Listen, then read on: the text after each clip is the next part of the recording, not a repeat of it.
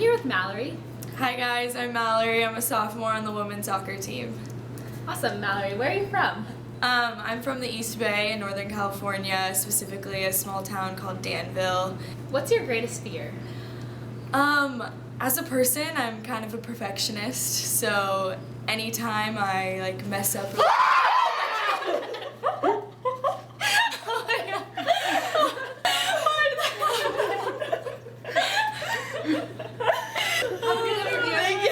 That's definitely my greatest fear.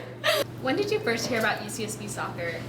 My dad actually went to school here, so when going through schools and trying to figure out where I wanted to go, this was always on my list because he always talked about how amazing it is, and to this day I'm sure he still wants to go back to college. But yeah, I think it was him mostly that put the idea of UCSB in my head, but then once I got down here, it was this school, I wanted to come here all the time. What are you watching on Netflix right now? I'm actually re-watching One Tree Hill. I watched it when I was younger with my sister, and then I started to run out of TV shows, so I decided to re-watch it, and it's one of my faves. What's your signature move after you score a goal? It's funny because I really don't notice that I do it until when I watch film, but after I score, I fist pump with my left hand. It's a little embarrassing, but it's become a team joke, so it's kind of funny watching it in film after we play. Have you ever lived with another teammate, and what was it like? Coming in as a freshman, I was pretty nervous, but I actually have two girls from Danville that came with me to UCSB, and I lived with one of them. Her name's Maddie Gibson.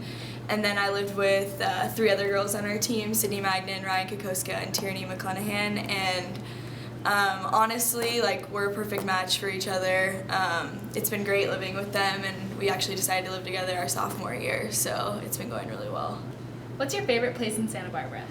Honestly, I love State Street, just to get out of Isla Vista and go down there and shopping and get food. But then I also love Sands Beach, just over there.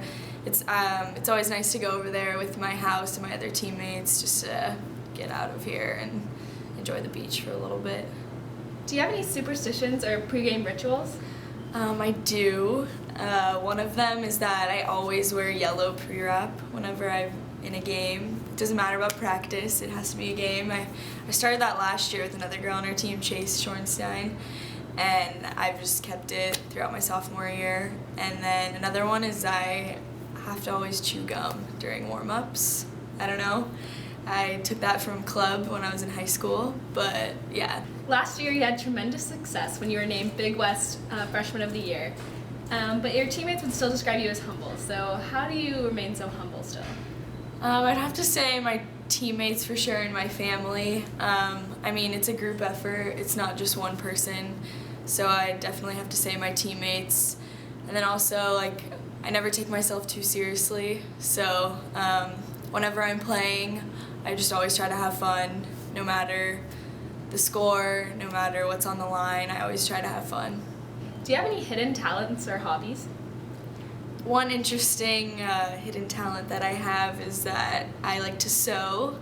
I got it from my grandma because she's very much into that stuff, and I picked it up a couple years ago when she gave me a sewing kit and stuff, and I've actually hemmed my own dresses. It's kind of a hobby of mine, but a little weird, but yeah, I enjoy it. And then I can also touch my nose with my tongue.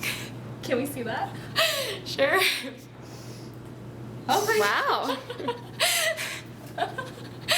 That wasn't even hard? No, wasn't even a struggle? That wasn't even hard. Do you have any crazy stories from last year's team? Yeah, so last year when we traveled up to Davis, my house isn't too far from there, about an hour, hour and a half.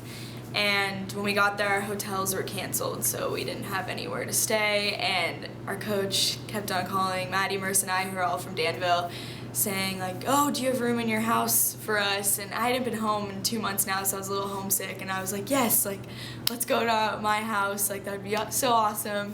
And he ended up playing a joke on us, oh, do you guys have room? We're coming. And then they ended up getting hotels, but it was kind of funny, and our coach made a joke out of it, but. Do you have any advice for incoming players or young girls who want to play Division I soccer when they get older?